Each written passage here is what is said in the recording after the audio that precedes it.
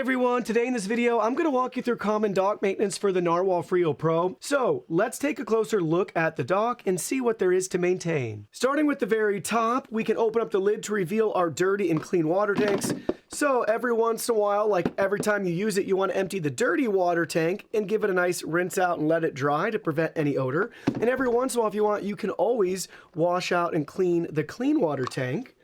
With those tanks removed inside, there really shouldn't be anything you have to do in here. I believe we have 2 drains here, so make sure they're free from any clogs or obstructions.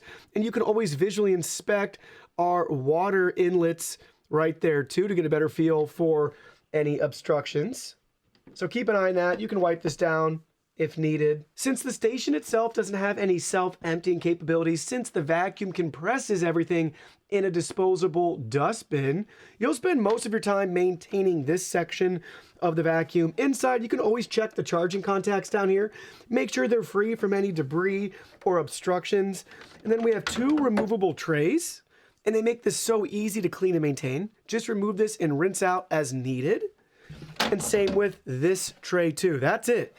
Simple, straightforward, rinse out, wipe down, dry off as needed, one or both, depending on how long it's been. You can wipe down in here too, but keep an eye on the charging contacts and stay up to date on rinsing and washing the trays off, and that's it.